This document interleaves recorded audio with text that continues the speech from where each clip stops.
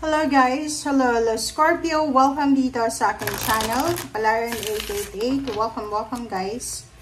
Alamin natin kung anong messages, vibration, gabay energy para sa inyong lahat. This is general reading, money, career, financial reading. So, Scorpio, ano ba ang mga tanong mo about money, about career, about travel, international or local? Okay, guidance. Scorpio, first card mo is guidance. When you make divine intelligence your foundation, you finally have a fixed star to follow. Wow! Yung barahang to is parang sinasabi sa atin na yung halimbawa na binibigay natin sa Panginoon yung tiwala natin, yung buong tiwala natin. Wala tayong dapat na problemahin. Kasi meron na tayong fina-follow, di ba?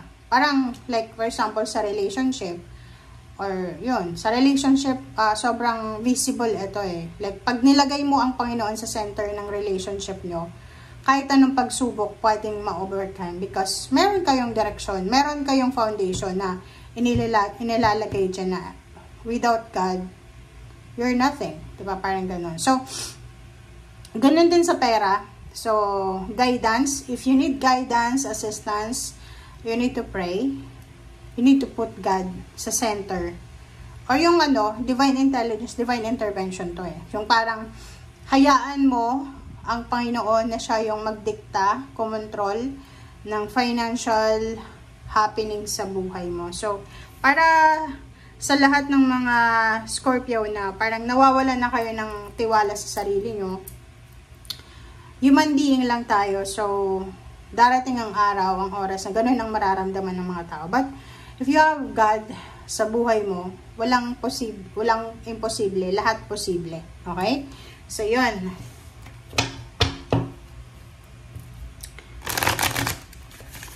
Scorpio.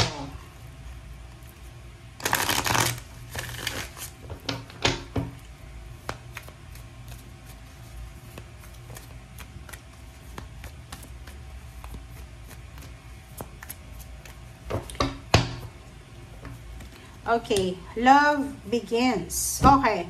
So, Scorpio, sinasabi ng bara sa'yo na kung ano man itong bagong trabaho, bagong business, bagong pinagkakikitaan mo, or kung ano man itong bago na ginagawa mo para sa pera, sinasabi ng bara, like for example, new business partnership siya. So, maybe may ka-partner ka sa pagbe-business or sa kung ano pa man. Sinasabi ng bara sa'yo dito na ibigay mo daw yung 101% mo sa business na yan or sa source of income na yan. Yung parang wag nating masyadong baliwalain kung ano tong ginagawa natin. Ibigay mo yung lahat ng focus mo.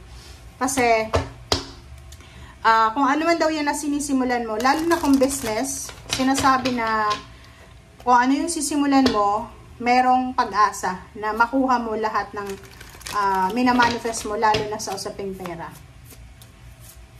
Kumbaga, yung maliit na negosyo, hindi natin dapat yun maliitin. Diba? Yung maliit na sweldo, hindi dapat natin maliitin. Kasi nagsisimula yung malaki sa maliit eh. Diba? So, clear endeavor, 39, 11, 9, 10, 11, 12. So, it's completion. December. So, for the month of December, kung nasa Pilipinas ka pa sa panahon nito, nakikita ko sir dito na meron kang wini-wish eh. Meron kang talagang gustong gawin. So, by the year 2026, nasa ibang bansa ka na. Kung December, nasa Pilipinas ka pa rin. Pero kung nasa Pilipinas ka ngayon, and nagpa-process ka ng mga paper mo, papuntang ibang bansa, yung nag-a-apply ka ng trabaho, sinasabi ng barahan, maybe, December, nasa ibang destination ka na, nasa ibang bansa ka na. Okay.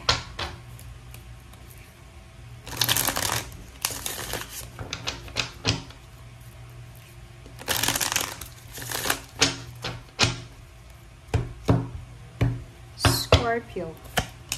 First card natin is Two of Cups. So, yung Two of Cups, same din siya sa love begins. So, yun, may posibleng good news about collaboration and partnership sa pera, negosyo. And Knight of Swords, so yun, it's a good news. Wow. Ang ganda na ito.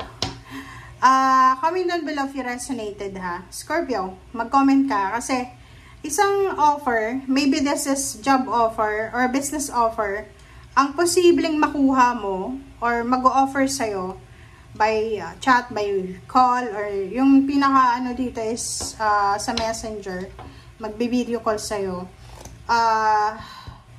Maybe this is your previous employer, dati mong boss, dati mong kakilala. And yung message na dinadala niya sa'yo or binibigay niya sa'yo is good news siya. Parang ino-offeran ka niya na pwede kayong magnegosyo together, pwede kayong maghanap ng trabaho together. Parang ganun. Sinasabi sa'yo, uy, Scorpio, gusto mo bang pumunta ng ibang bansa? Let's go. Sabay tayong mag-apply. Punta tayo ng Manila, ganyan. Hanap tayo ng agency, ganyan, ganito. So, nakikita ko sa inyo dito yung partnership and collaboration. It's either water sign, Pisces, Scorpion, Cancer, air signs, Gemini, Libra, Aquarius, fire sign. So, nakikita ko dito. Kaso lang, medyo magdadalawang isip ka eh. Maybe may trabaho ka na, or mayroon kang hinihintay. May nag-offer na sa'yo ng job. So, nakikita ko sa'yo dito na medyo ano ka, na nasa crossroad ka. Okay, Ten of Cups and Ten of Swords. Sinasabi ng barahan na isang partnership or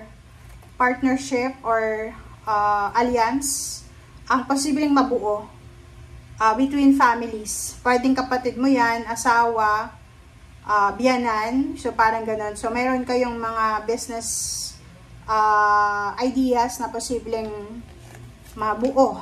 Okay? O, diba? Kita nyo yan, no? Like, halimbawa, mag-asawa to, mag-boyfriend, girlfriend, magkapatid, magnanay, magbiyanan. Posibleng makakaisip sila ng isang risky na business. Yung parang, nakikita ko, wala naman kayong hawak na pera. Wala kayong hawak na pera as capital. So, ang nakikita ko sa inyo dito na isang risky na desisyon is yung mangungutang kayo. So, Page of Wands, and, so nakikita ko sa inyo dito na posibleng kayo ay mangungutang sa isang fire sign, Leo, Aries, Sagittarius. Is either lending company siya, owner siya ng lending company, or maybe isang politiko, isang kapitan, mayor, vice mayor, or kung sino man to na makapangyarihan. Kasi yung emperor have the authority eh. So, yung emperor malaking tao siya. Malaki yung impluwensya niya. Okay. Meron ditong iniisip na kasal. There's a wedding plan na yun yung rason kung bakit kailangan, like for example, plano mong magpakasal sa 2026. Nakikita ko, meron kang gustong gawin ngayon eh. Like for example, mag-aalaga ka ng mga baboy, ng biik, para sa kasal mo. Parang ganon. Mag-iingat ka kung ang business na to, it's all about poultry, about piggery, about sari-sari store, ano bang business na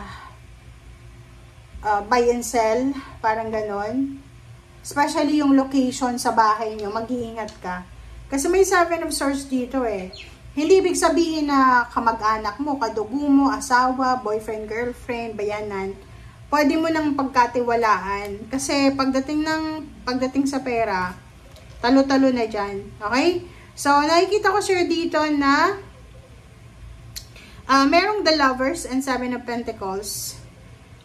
Merong mag-asawa, mag-boyfriend or girlfriend, na posibleng sila ay masyadong nagmamadali na makuha kung ano man to, it's either money, lump sum of money, or pwedeng nagmamadali kayo sa travel plans, nagmamadali sa kasal, nagmamadali sa inuutang nyo ba?